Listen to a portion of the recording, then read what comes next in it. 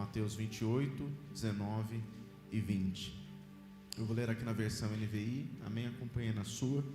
Diz assim: portanto, vão e façam discípulos de todas as nações, batizando-os em nome do Pai e do Filho e do Espírito Santo, ensinando-os a obedecer a tudo o que eu lhes ordenei, e eu estarei sempre com vocês até o fim dos tempos. Fique sua Bíblia aberta, feche seus olhos. Espírito Santo, nesta manhã clamamos, continua falando conosco.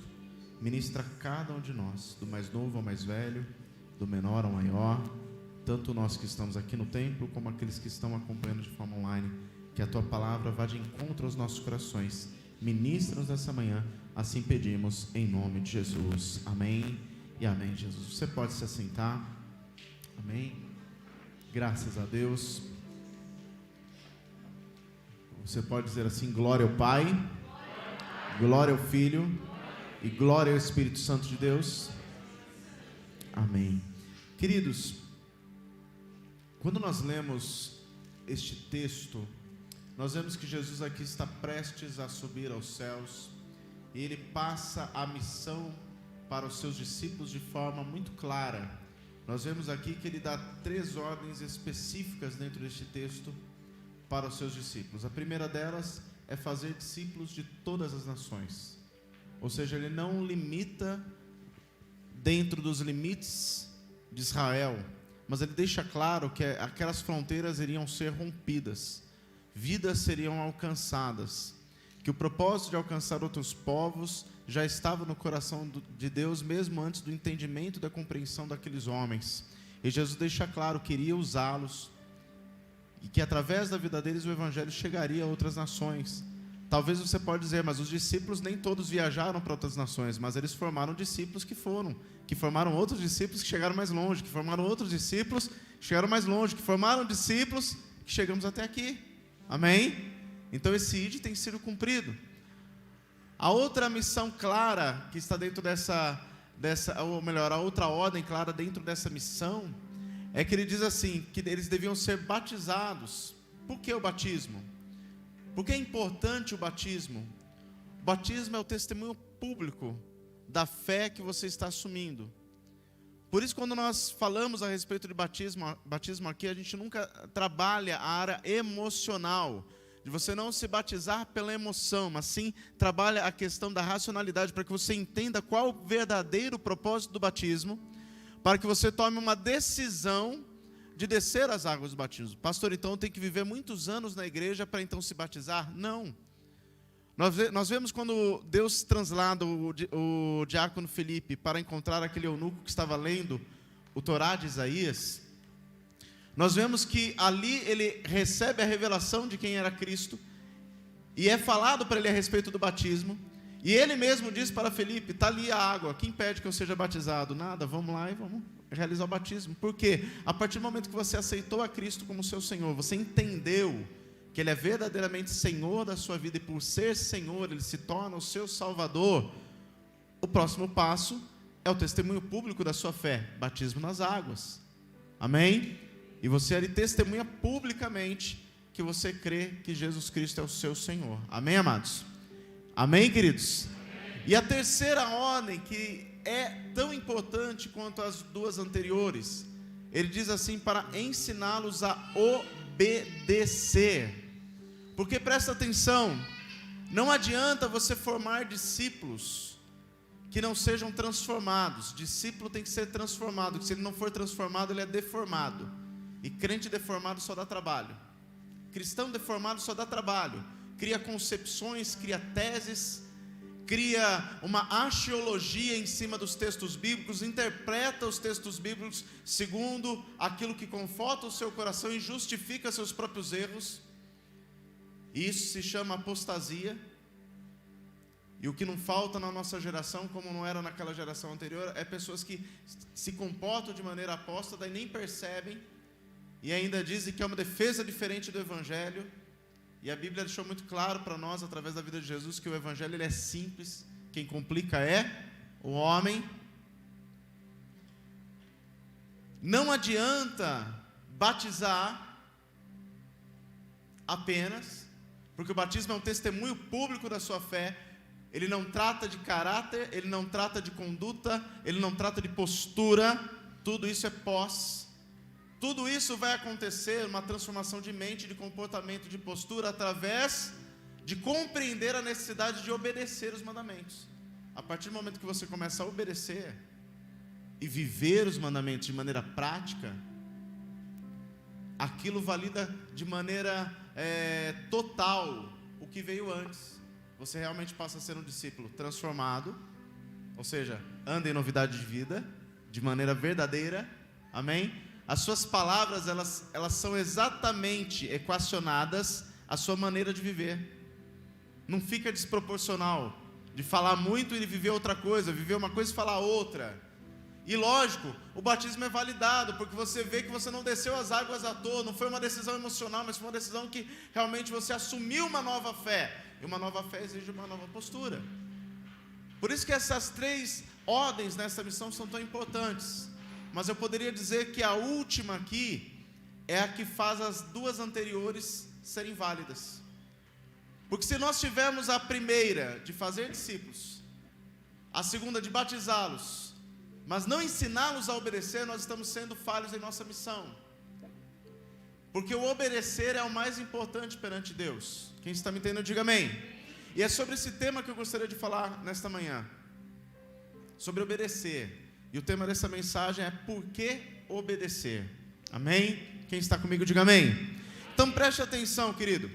Obediência, o que significa? Vamos pegar aqui, eu sempre gosto de pegar o significado da palavra para a gente ir um pouquinho mais a fundo.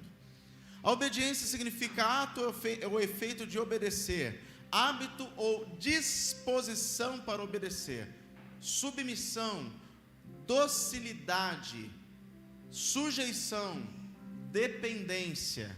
Tudo isso está dentro do significado da palavra obedecer. A questão para o cristão é entender que a obediência é a estrada que nos leva a viver o propósito de Deus para a nossa vida. Eu vou repetir. A obediência é a estrada que nos leva a viver o propósito de Deus na nossa vida.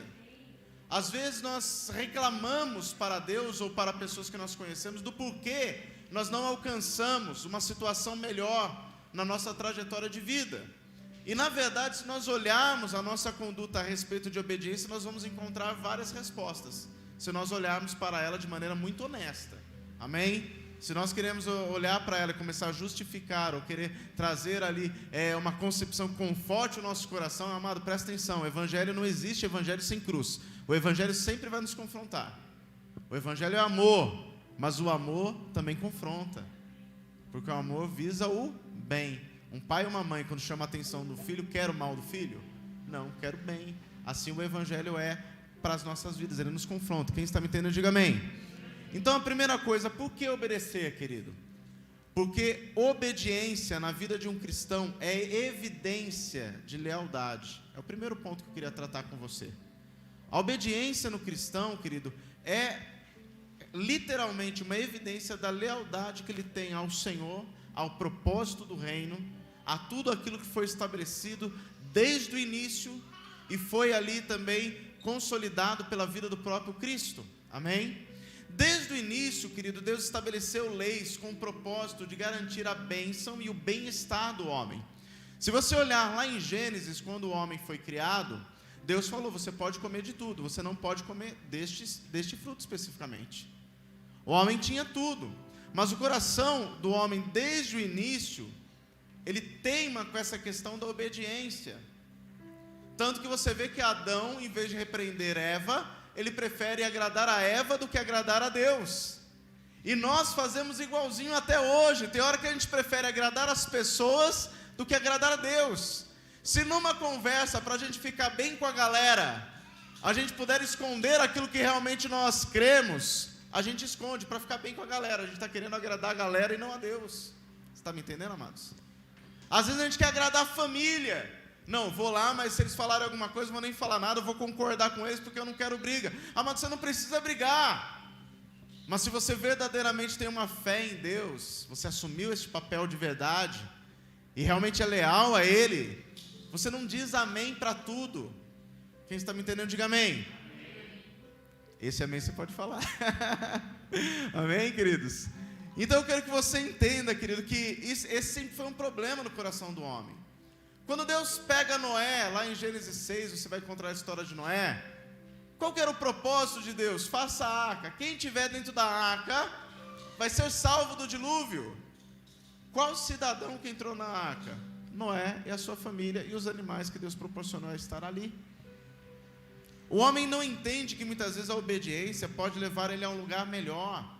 Querido, presta atenção. Se você pegar em Gênesis, você vai encontrar um homem que obedeceu. Gênesis 12, nós temos por epígrafe do texto a chamada de Abrão. Abrão ouviu a voz de Deus e Deus falou para ele sair da sua parentela. E ele ir para a terra que ele ia mostrar e que ele teria sucesso, ele seria bem sucedido, ele seria abençoado. Eu gosto muito do texto de Hebreus 11, que diz que assim, o texto de Hebreus 11 é fantástico, ele fala assim: Abraão saiu sem saber para onde ia. Humanamente ele não sabia para onde ele ia. Por quê? A obediência, não é que a obediência é cega. A obediência, ela está estruturada em cima de algo que se chama confiança. Abraão confiou que o Deus que o chamou iria conduzi-lo a um lugar específico onde ele cumpriria tudo aquilo que ele disse. Então ele sai sem saber humanamente aonde ele ia, mas ele sai carregado e direcionado pelas mãos do próprio Deus, que o conduz na sua trajetória a todos os lugares, e Deus cumpre a bênção geracional através da vida de Abraão, através da obediência de Abraão. Ei, olha para mim, você é fruto daquela obediência que começou lá em Gênesis. Você é fruto daquela obediência da vida daquele homem. Ele errou em coisas, errou, acertou como todo ser humano, mas ele obedeceu até o fim. E as gerações foram passando até chegar aos nossos dias. Quem está me entendendo, diga amém.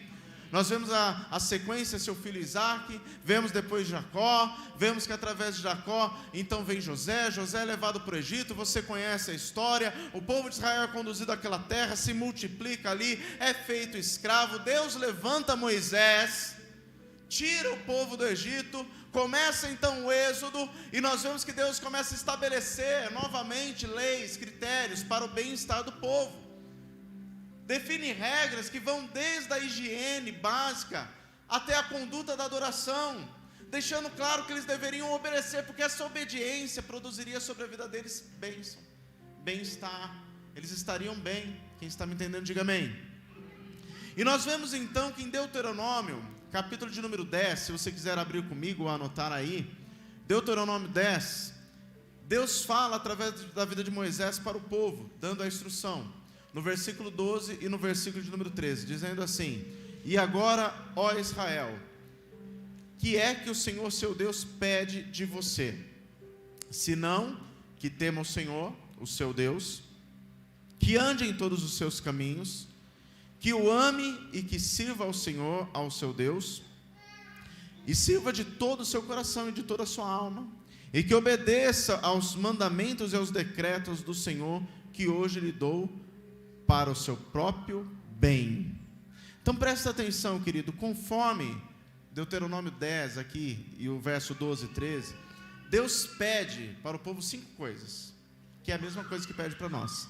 A primeira, que tenhamos temor dele, ou seja, possamos temê-lo, amém? E esse temor tem a ver com respeito, reverência, entender o seu senhorio. A segunda coisa que ele pede, que andemos em todos os seus caminhos. Ele está deixando claro, eu dei uma linha aqui para você seguir. Anda nessa linha, anda nessa linha. Depois ele pede que nós possamos amá-lo, e esse amor deve ser um amor realmente de primazia, deve estar sobre todas as coisas.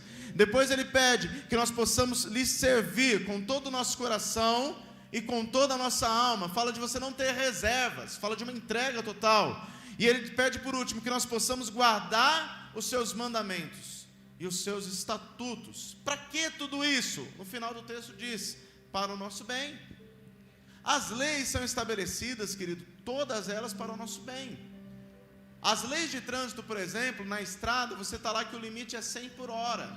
Para que é? Para você andar em uma velocidade onde você tenha condição de ter uma direção defensiva. Se um pneu furar, você poder ter controle sobre o veículo. Se alguém de repente invadir a pista que você está, você ter um espaço de frenagem. Então, querido, presta atenção. Se você andar dentro do limite, isso é para o seu bem. Você nunca vai ser multado se você andar dentro do limite. Você só é multado se você anda fora do limite. Você só é multado se você faz coisa errada. A multa é fruto do quê? De um ato de desobediência à lei que foi estabelecida.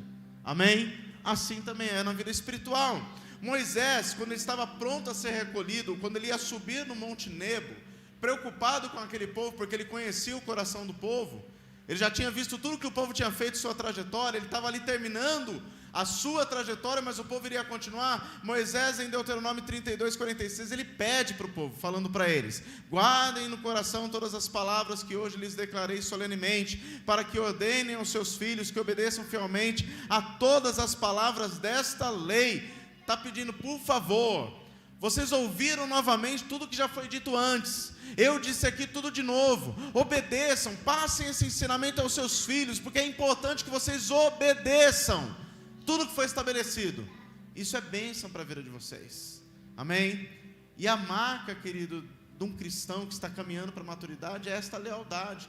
Tanto que em 1 João, capítulo 5, verso 3, João escreveu: porque nisto consiste o amor a Deus, em obedecer aos seus mandamentos. Presta atenção, o versículo não termina aí. Em obedecer aos seus mandamentos. Ponto final, começa na mesma linha. E os seus mandamentos não são pesados. Tudo o que ele pede, nós temos a plena condição de fazer. Não tem nada que Deus peça para nós, não tem nada estabelecido na palavra que nós não tenhamos condição de fazer, porque Deus conhece a nossa estrutura, Deus conhece os nossos limites, Deus conhece cada um de nós, mas tudo que Ele nos pede está ao nosso alcance de fazer. Cabe a nós decidir obedecer ou não. Quem está me entendendo, diga amém. Então, por que obedecer, querido? Segundo, porque a obediência é a chave para nós sermos bem-sucedidos. Você quer ser bem-sucedido na vida? Você quer ser bem-sucedido na sua vida profissional? Você quer ser bem-sucedido na sua vida familiar? Você quer ser bem-sucedido na sua vida conjugal? Você quer ser bem-sucedido na criação dos seus filhos? Você quer ser bem-sucedido na sua vida ministerial? A obediência é a chave. Quando Moisés então é recolhido pelo Senhor, Deus estabelece um novo líder, o jovem Josué, que já não era tão jovem assim, mas para o parâmetro daquele tempo ainda era jovem. Deus fala diretamente com Josué e dá a ele instruções específicas. Abre sua Bíblia comigo, Josué capítulo 1.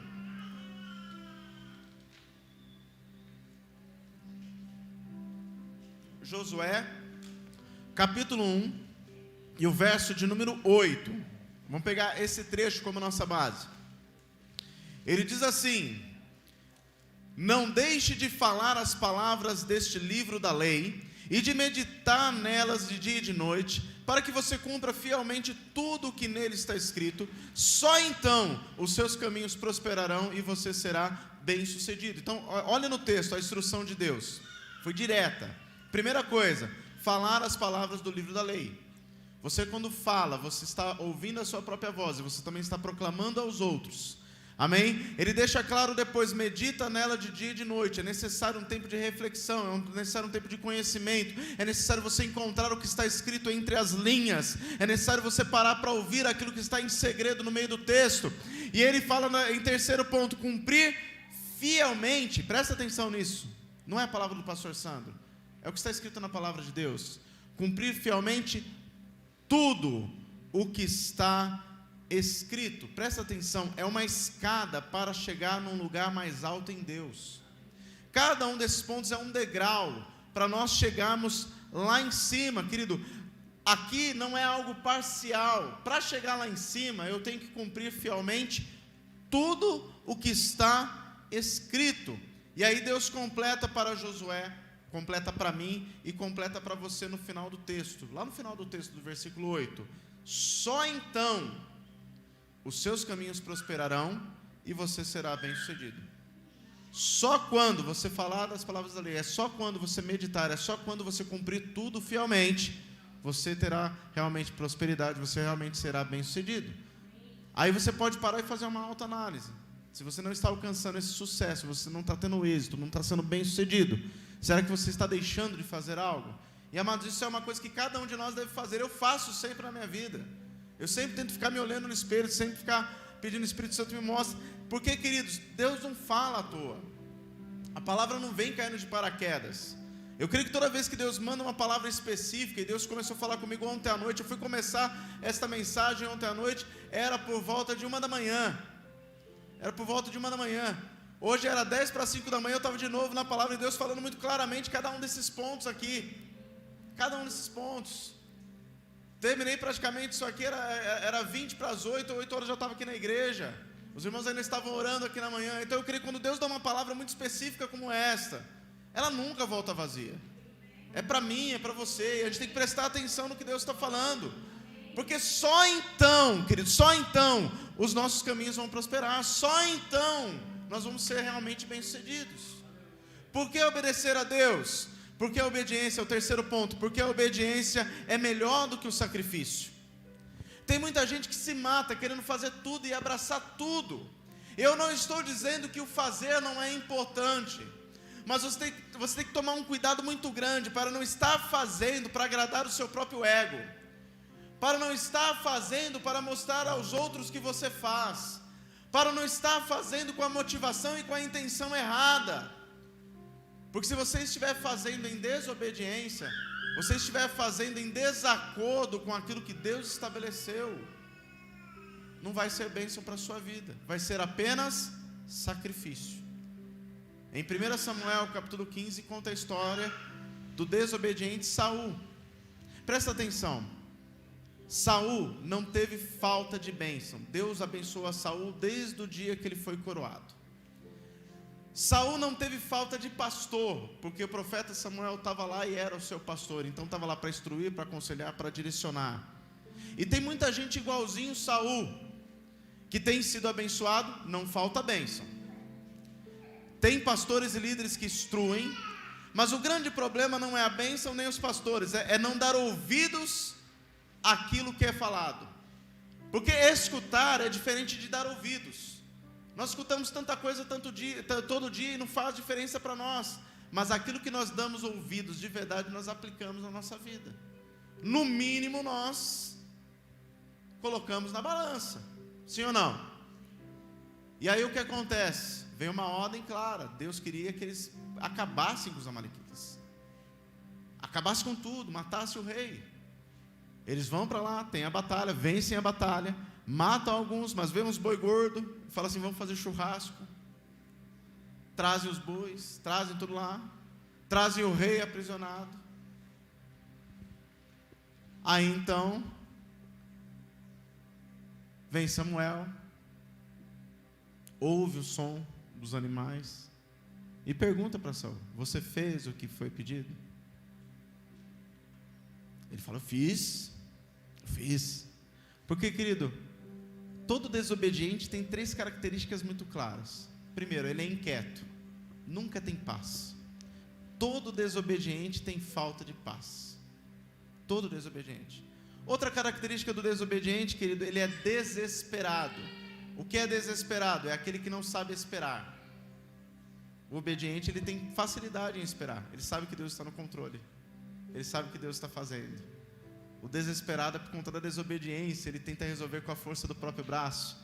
E, querido, outra característica do desobediente é que ele sempre justifica tudo. E quando Samuel confronta Saul, ele começa a falar, não, é que eles trouxeram os animais para uma oferta. Não, é porque, olha, o rei, eu fiz o que Deus mandou, tal, mas era tudo parcial. Aí vai Samuel, manda trazer o rei, Samuel acaba matando. E é interessante que no versículo 22 de 1 Samuel ele diz, acaso tem o Senhor tanto prazer em holocausto e em sacrifício, quanto que se obedeça a sua palavra. A obediência é melhor do que o sacrifício e a submissão é melhor do que a gordura de carneiros. Ele está falando, aquilo que você faz aqui fora como sacrifício é externo, é uma ação externa, mas Deus está interessado naquilo que está dentro de você. Não adianta nada você fazer para os olhos dos demais verem o que você está fazendo, mas Deus conhece aquilo que está dentro do seu coração. E, querido, aquilo que está dentro do nosso coração é verdadeiramente o que agrada a Deus. Por isso que aquilo que nós fazemos aqui fora, de maneira externa, deve ser um reflexo verdadeiro daquilo que está aqui dentro, daquilo que Deus tem realizado aqui. Quem está me entendendo, diga amém. Então, querido, nós temos que vigiar, porque não adianta nós queremos fazer tudo e estar fora do centro da vontade de Deus. Sempre quando eu falo de obediência, Deus me traz à memória a vida de um pastor, um escritor, me fugiu o nome dele aqui agora, mas eu lembro que lendo o livro dele, ele contava um testemunho pessoal. Ele era pastor de uma igreja do interior, talvez como esta aqui, e um dia surgiu um convite para ele pastorear a igreja sede, igreja grande, um salário alto, carro pastoral, plano de saúde, tudo aquilo que ele almejava, pensava, sonhava para sua família, igreja grande, muitos membros. Ele nem orou, falou: aceito, vou. E ele foi, ele ficou 1 ano pastoreando. E era uma coisa, ele tentava pregar, parece que nenhuma palavra fluía, nenhuma palavra, parecia que a igreja ficava olhando, ele falando grego, a igreja ouvia mandarim e tal, e não saía, até que um tempo de oração, ele pedindo para Deus uma resposta, o Espírito Santo falou com ele: você não perguntou para mim se essa era a minha vontade para a sua vida. Aí ele levou um chacoalhão, e foi interessante porque quando eu li esse livro, eu vivi exatamente a mesma experiência. Eu terminei de ler o livro num dia, 2 dias depois me ligaram. Eu acho que eu estava no 1º ano aqui ainda na igreja aqui de Araraquara. E me ligaram dizendo assim: olha, tem um apartamento já mobiliado, tem uma igreja com tantos membros, estruturada já, você não precisa nem levar teus móveis, você só coloca sua família no carro, você vem e assume a igreja aqui. E amados, era tudo o que eu poderia sonhar para minha família. Bianca pequenininha, a gente passando naquela época um aperto muito grande de contar moedinhas para comprar pão, de muitas vezes inventar coisa para comer no almoço porque havia falta de tudo. E eu lembro quando aquele irmão falou comigo isso no telefone, eu falei: meu amado, eu vou orar, porque eu não sinto no meu coração que isso é vontade de Deus. Mas rapaz, você assumiu um prédio, não assumiu uma igreja. Falei: querido, mas eu sinto que aqui é o centro da vontade de Deus para a minha vida.